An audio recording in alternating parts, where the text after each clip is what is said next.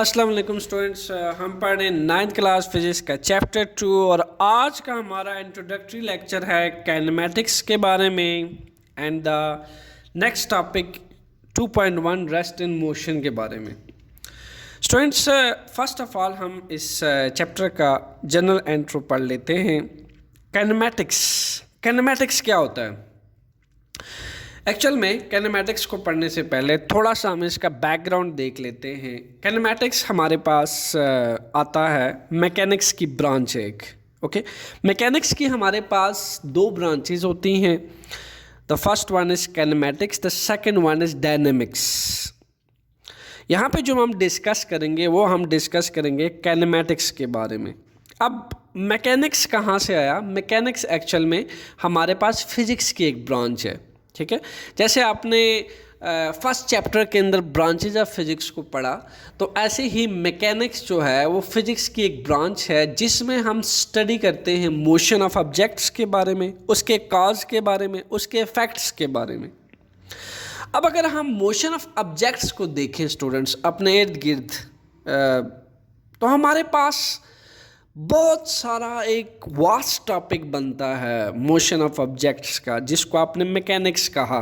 ठीक है, जिसमें हम मोशन से रिलेटेड कॉज को स्टडी कर रहे हैं, मोशन से रिलेटेड इफ़ेक्ट्स को स्टडी कर रहे हैं।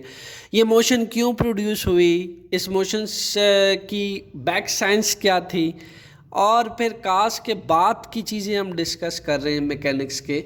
तो due to this vast study हम मैकेनिक्स को दो मज़ीद ब्रांचेस में डिवाइड करते हैं, जिसको हम कहते हैं डायनेमिक्स एंड काइनेमैटिक्स। काइनेमैटिक्स में हम क्या करते हैं, दोनों के अंदर, डायनेमिक्स और काइनेमैटिक्स दोनों के अंदर ही motion of an object study किया जाता है।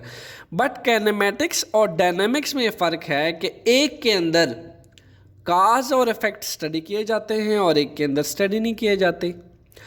जो हमारा आज का टॉपिक है चैप्टर 2 काइनेमैटिक्स, इसमें हम क्या करते हैं, इसमें स्टूडेंट्स हम बगैर ये डिस्कस किए कि मोशन क्यों प्रोड्यूस हुई, कैसे प्रोड्यूस हुई, इसके काज को हम स्टडी नहीं करेंगे, बल्कि हम जस्ट मोशन ऑफ ऑब्जेक्ट्स पे बात करेंगे। उस मोशन ऑफ ऑब्जेक्ट्स से रिलेटेड पैरामीटर्स पे बात करेंगे कि अगर ये मोशन किसी बॉडी में प्रोड्यूस हुई है तो आया इसकी डायरेक्शन किस तरफ जा सकती है, आया इस मोशन के अंदर जो स्पीड है वो कितनी ज़्यादा है, या फिर ये जो मोशन प्रोड्यूस हुआ है ऑब्जेक्ट में ये कितने हद तक एक्सेलरेट होगा। ठीक है, इसके अंदर कितना एक्सेलरेशन प्रोड्यूस होगा। फिर हम इससे रिलेटेड जो है वो इसकी स्पीड, वेलोसिटी, डिस्टेंस, डिस्प्लेसमेंट और इसी तरीके से इक्वेशन ऑफ मोशन स्टडी करेंगे। बट हम इसके काज पे बिल्कुल भी बात नहीं करेंगे काइनेमैटिक्स के अंदर। काजेज या इफ़ेक्ट्स जो हैं वो हम डायनेमिक्स के अंदर देखते हैं कि ये मोशन प्रोड्यूस क्यों हुई, इस मोशंस के प्रोड्यूस होने की रीज़न क्या थी, वो हम डायनेमिक्स के अंदर देखते हैं। काइनेमैटिक्स के अंदर सिर्फ हम मोशन ऑफ ऑब्जेक्ट्स पे बात करेंगे। तो आप अगर इसके डेफिनेशन पे गौर करें तो यहाँ लिखा गया है, the study of motion of an object without discussing the cause of motion is called kinematics. Cause of motion means हम वजह डिस्कस नहीं करेंगे, यानी अगर आपके पास आपको कोई ऑब्जेक्ट मोशन में दिखाई दी जा रही है तो हम उसके काज को नहीं डिस्कस करेंगे कि क्यों है मोशन में, किस वजह से चीज़ मोशन में है, किस वजह से ऑब्जेक्ट मोशन में है, बल्कि हम उस मोशन से रिलेटेड पैरामीटर पे डिस्कशन की जा सकती है, उससे रिलेटेड पैरामीटर कैलकुलेट भी किए जा सकते हैं। ठीक है, उससे रिलेटेड स्टडी भी की जा सकती है, लेकिन काज पे बात नहीं होगी। Okay, so this is known as kinematics. So आइए स्टूडेंट्स काइनेमैटिक्स में जो फर्स्ट 2.1 टॉपिक है उसको स्टडी करते हैं, that is rest and motion. सबसे पहले अगर हम रेस्ट की बात करें तो आप अपने इससे पहले इस टॉपिक को पढ़ने से पहले रेस्ट को आप कंसिडर करते हैं कि जो ऑब्जेक्ट स्टैटिक होती हो, बिल्कुल एक जगह पे मुंजमद हो, एक जगह पे रुकी हुई हो, ऐसी चीज़ को, ऐसे ऑब्जेक्ट रेस्ट कहलाती है। सो यहाँ पे भी हमने इस चीज़ को ऐसे डिफाइन किया है कि an object is said to be at rest if it does not change its positions with respect to its surrounding. Rest in motion का टॉपिक समझने से पहले स्टूडेंट्स, सबसे पहले हम सराउंडिंग की बात कर लेते हैं। सराउंडिंग क्या है?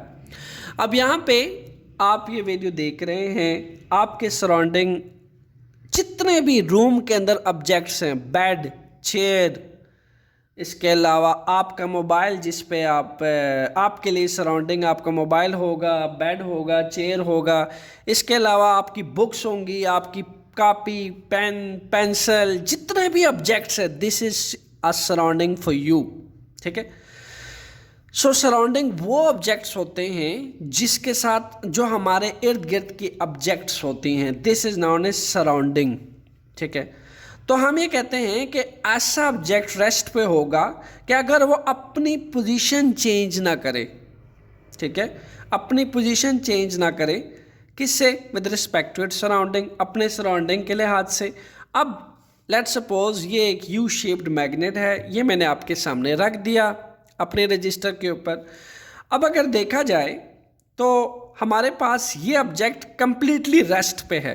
Now it does not change its position, ये अपनी पोजीशन नहीं चेंज कर रहा। आप इसको बिल्कुल स्टैटिकली बैठ के देख रहे हैं, वीडियो के अंदर आपको ये मैग्नेट नज़र आ रहा है, ये अपनी पोजीशन चेंज नहीं कर रहा। और यहाँ से बैठा मैं इसको देख रहा हूँ, ये अपनी पोजीशन चेंज नहीं कर रहा। किसके लिहाज से? सराउंडिंग के लिहाज से, मेरे लिहाज से, आपके लिहाज से। सो that's Y that U shaped magnet will be at rest. इसी हिसाब से आप अपने साथ भी एग्जाम्पल देख सकते हैं कि अगर आप इंटरेक्शन में रह के एक ऑब्जेक्ट को अपने सामने रखें तो आपको पता चलेगा कि वो अपने सराउंडिंग के लिहाज से अगर पोजीशन चेंज नहीं कर रहा तो that object will be at rest. So यहाँ पे फिर हमने फर्स्ट एग्जांपल यहाँ पे लिखी है, a book lying on the table. एक बुक है जो टेबल पे पड़ी है। अब उस बुक के जो इर्द गिर्द सराउंडिंग मैं हो सकता हूँ, उसके सराउंडिंग में आप हो सकते हैं। Table, chair, pen, pencil, bags, each and everything surrounding में के लिहाज से वो बुक कंप्लीटली टेबल पे पड़ी है। ठीक है।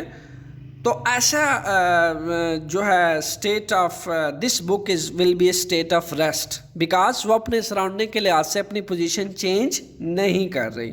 ठीक है। यहाँ पे मैंने चंद एग्जांपल्स यहाँ पे आपके पास आपसे शेयर करने के लिए पेस्ट की हैं।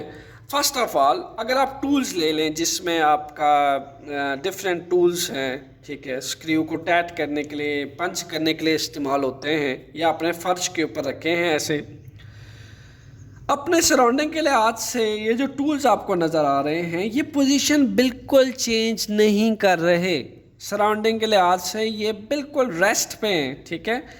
टाइम के साथ साथ सराउंडिंग के हिसाब से ये अपनी पोजीशन चेंज नहीं करे, so it will be rest. इसी तरीके से एक पार्क में पड़े बेंच को अगर देखा जाए, ठीक है, उस लिहाज से वो बेंच जो है वो बिल्कुल भी अपनी पोजीशन चेंज नहीं कर रहा। So this bench in the park will be at rest. Similarly books की बात हो चुकी कि जो बुक्स पड़ी हुई हैं टेबल के ऊपर, it is also at the rest. Okay. तो हमारे पास जो अब इस बेंच के लिए हमारे पास सराउंडिंग क्या हो सकता है? पार्क में खड़े लोग, या फिर पार्क में मौजूद ट्रीज, ओके, ग्रीनरीज, ट्रीज, और बहुत सारे फ्लावर्स होंगे। उसके लिहाज से अगर सराउंडिंग के लिहाज से इसको हम ऑब्ज़र्व करें इस बेंच को, तो ये कम्प्लीटली रेस्ट पे, ये अपनी पोजीशन चेंज नहीं कर रहा। So that's why it is at the state of rest. These tools at the state of rest, these books are the state of rest, because ये अपनी पोजीशन को चेंज नहीं कर रहे सराउंडिंग के लिहाज से। सो that's why this all discussion is about the state of rest. Students, आइए अब बात करते हैं मोशन की। So what is motion? देखा जाए तो मोशन हमारे पास एक ऐसी स्टेट होती है किसी भी बॉडी की, if it changes its position with respect to its surrounding, यानी ये रेस्ट स्टेट ऑफ रेस्ट का अपोजिट है। अब यही सराउंडिंग है। ठीक है। एक सराउंडिंग के लिहाज से अगर मुझे किसी भी चीज़ की पोजीशन चेंज होती हुई नज़र आ रही है अपने लिहाज से। अभी आप बैठे हैं, ये वीडियो देख रहे हैं, थोड़ा सा अपनी नज़र को वास्ट वसी हद तक आप थोड़ा इसको देखें अपने इर्द गिर्द। आपको बहुत सारी चीज़ें अपने इर्द गिर्द सराउंडिंग में मोशन में नज़र आएंगी, जैसे कि फ्लाइंग बर्ड्स। आप देखें आपके इर्द गिर्द आपको परिंदे जो है फ्लाइंग करते हुए नज़र आ रहे हैं। आपको अगर आप अपनी गली में बाहर देखें थोड़ी देर के लिए तो आपको वॉकिंग पीपल, लोग चलते हुए दिखाई देते हैं अपने लिहाज से, ठीक है। इसी तरीके से आपको एक बस जो है अगर आप देखें वो चलते हुए दिखाई देती है। इसी तरह अगर आप ग्राउंड में हैं, क्रिकेट का मैच देख रहे हैं, ठीक है, तो उसमें आपको जब बॉल हिट हुई दिखाई देती है, प्लेयर खेलते हुए मोशन में नज़र आते हैं, because you are the reference point for that's. अब यहाँ पे मैंने एक वर्ड यूज़ किया रेफरेंस पॉइंट, जिसकी मैंने अलग से हेडिंग भी दी है।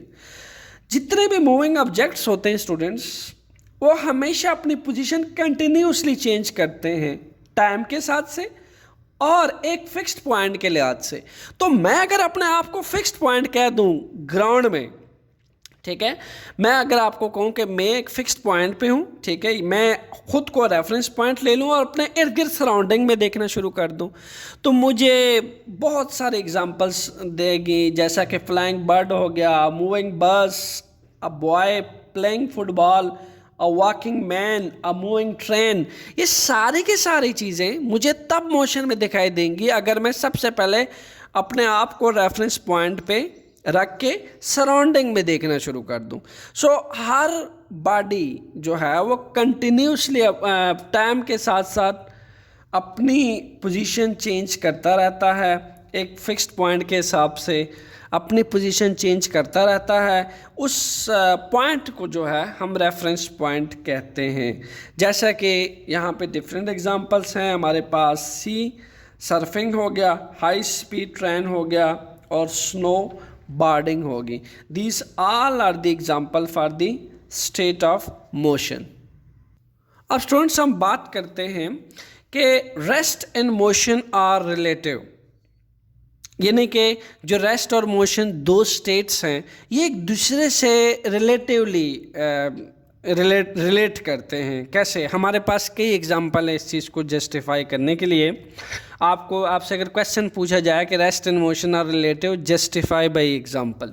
ओके, सो हमें पता होना चाहिए कि बॉडी जो है, कोई भी बॉडी, वो रेस्ट पे भी हो सकती है, मोशन पे भी हो सकती है एक सेम टाइम में। ओके, अब बॉडी कैन भी एक मोशंस, एक ऑब्जेक्ट के लिहाज से एक बॉडी मोशन में हो सकती है, उसके साथ कोई दूसरे ऑब्जेक्ट के लिहाज से वही बॉडी में भी वो रेस्ट पे हो, ठीक है। This rest and motion are relative. So हम ये कह सकते हैं कि रेस्ट एंड मोशन जो है वो रिलेटिव है। यानी अगर मैं कहूँ कि बस में मौजूद बहुत सारे मुसाफिर हैं, ठीक है, अब जो पैसेंजर सफ़र कर रहे हैं बस के अंदर, तो वो सीट्स पे बैठे हैं, ठीक है, वो एक दूसरे के लिए आज से क्या हैं, वो रेस्ट पे हैं, ठीक है, एक दूसरे के लिए आज से रेस्ट पे हैं। लेकिन जो पैसेंजर आउटसाइड दी बस ऑब्ज़र्व करेगा, ठीक है, कोई भी बस स्टेशन पे खड़ा कोई मुसाफिर इनसाइड दी बस पैसेंजर को जब ऑब्ज़र्व करेगा, इन दैट केस उसको वो जो पैसेंजर है इनसाइड दी बस वो मोशन में दिखाई देंगे। बिल्कुल वो स्पीडीली, एक स्पीडी बस जब उनके पास से गुजरेगी तो वो उसको मोशन से दिखाई देगी। तो इनसाइड द पैसेंजर सारे एक दूसरे को रेस्ट पे नज़र आ रहे हैं, but outside the bus station पे खड़े पैसेंजर को जो इनसाइड द पैसेंजर है वो मोशन में दिखाई दे रहे हैं, बिकॉज बस जो है वो मोशन में है। क्लियर? तो हम ये कह सकते हैं कि वन सेट ऑफ ऑब्जेक्ट के लिहाज से एक ऑब्जेक्ट मोशन में होगा, तो अदर सेट ऑफ ऑब्जेक्ट के लिहाज से मे बी वही ऑब्जेक्ट आपको रेस्ट पे दिखाई दो। तो यहाँ पे जो मैंने आपको बस के अंदर पैसेंजर की एग्जांपल दी, तो वन सेट ऑफ पैसेंजर जो इनसाइड द बस मौजूद है वो सारे के सारे रेस्ट पे हैं, और आउटसाइड द बस स्टेशन पे खड़े पैसेंजर को वो मोशन में दिखाई दे रहे हैं। सो दैट्स वाई हम ये कहते हैं कि रिलेटिविटी पाई जाती है रेस्ट एंड मोशन के अंदर। अब एक और एग्जांपल हम ले सकते हैं। एक लेट्स सपोज अगर हम बैठे हुए हैं रेलवे प्लेटफॉर्म पे, और हम अगर अपने इर्द गिर्द एक ट्री देखें नियर बाय, तो हमें जो ट्री है वो रेस्ट पे दिखाई देगी। मैं फिर एग्जांपल रिपीट करता हूँ। We are setting in a railway platform, okay, और and we are looking at a tree nearby. तो होगा क्या, the tree is at rest. Why? Because it does not change its position with respect to us. Reference point क्या है? We, यानी हम बैठे अगर रेलवे प्लेटफॉर्म पे बैठे अगर हम ट्री को ऑब्जर्व कर रहे हैं तो रेफरेंस पॉइंट इज अस, और ट्री को अगर देखें तो वो बिल्कुल अपनी पोजीशन चेंज नहीं कर रहा with respect to us. But when we see a train passing out of the station, okay, the train is in motion. Why? Because it continuously changes its position to अस।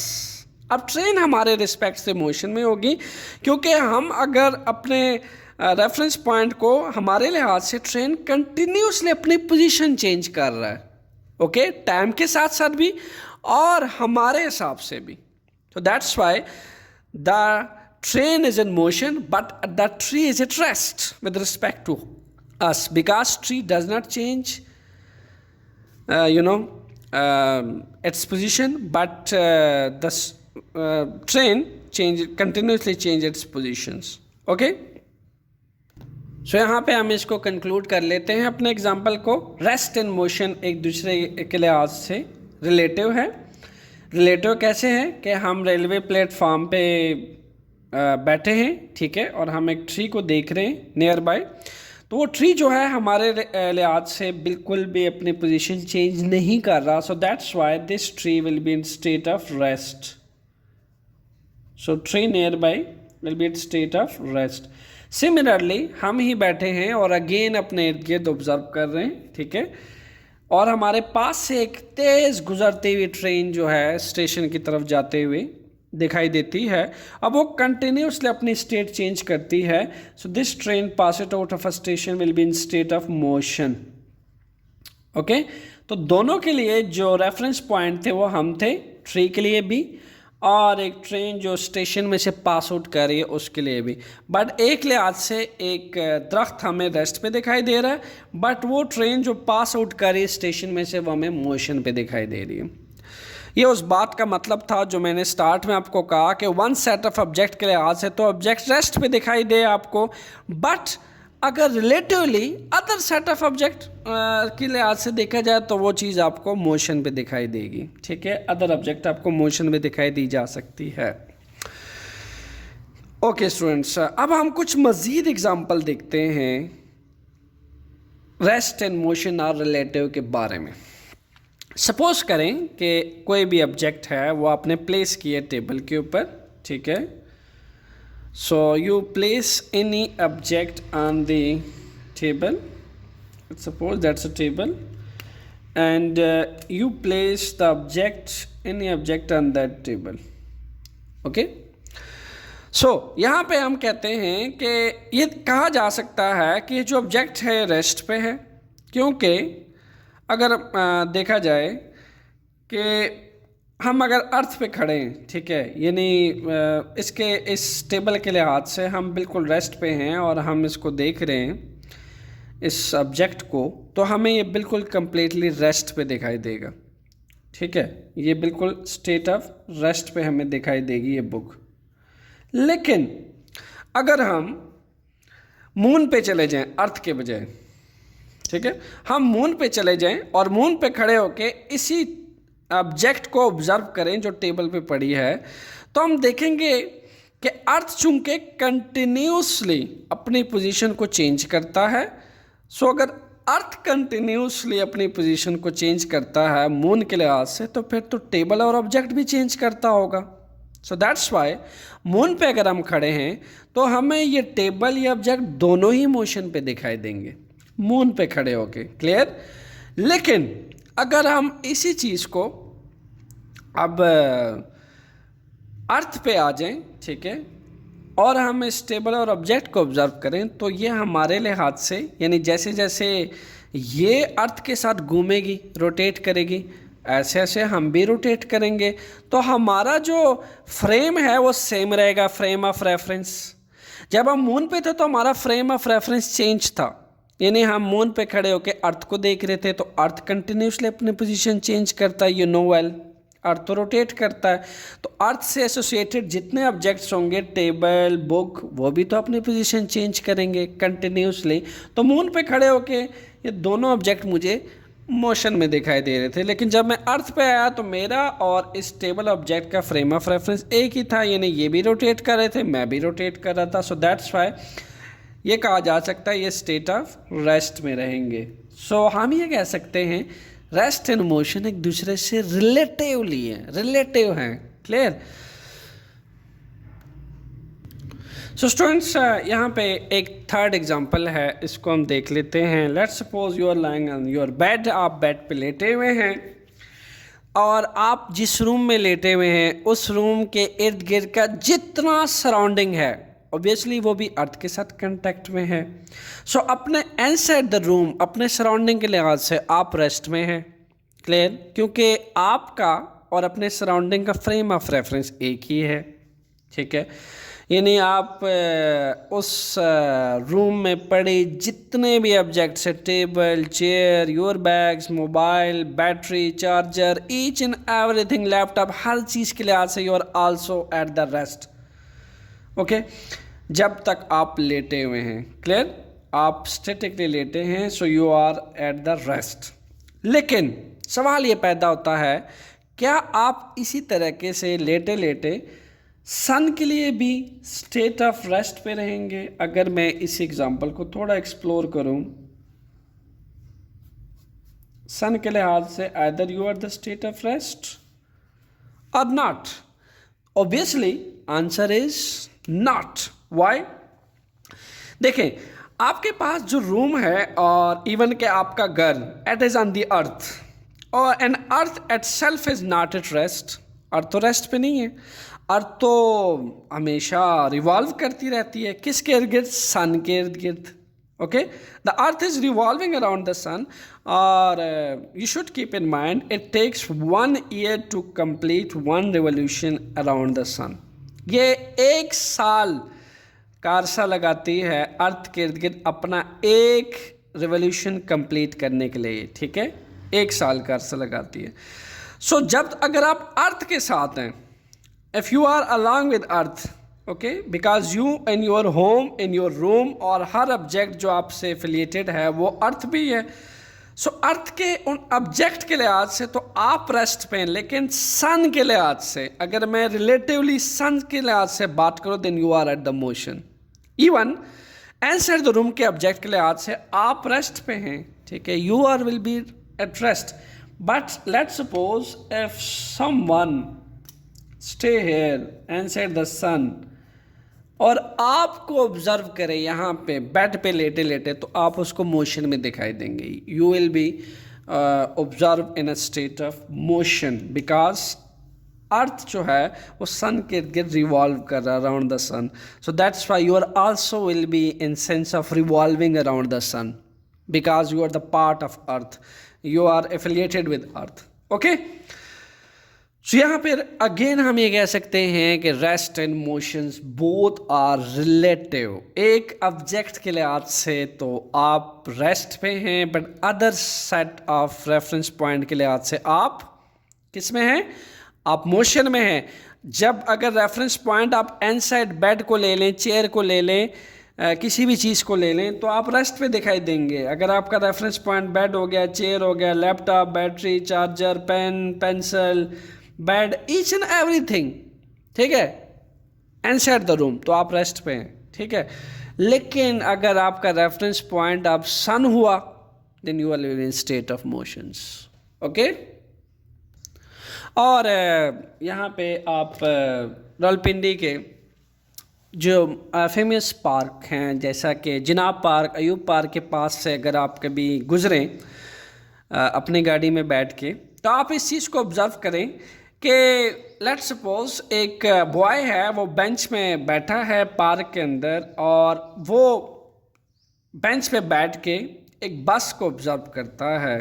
ठीक है, अब उस लड़के के लिए जो बस है वो मोशन में है, लेकिन अगर वो अपने इर्द गिर्द ट्रीज़ को देखें, बहुत सारे ट्रीज़ होते हैं पार्क्स के अंदर, उसको देखे तो वो उसको अपीयर हो रहा होगा रेस्ट में। अब जो बस उसके पास से गुजरी है, ठीक है, पार्क के बाहर से बस गुजरी है, मोटरसाइकिल वाला गुजरा है, रिक्शे वाला गुजरा है, ये सारी चीज़ें उसको कैसे अपीयर होंगी? इन स्टेट ऑफ मोशन, वो उसको मोशन में दिखाई देंगी।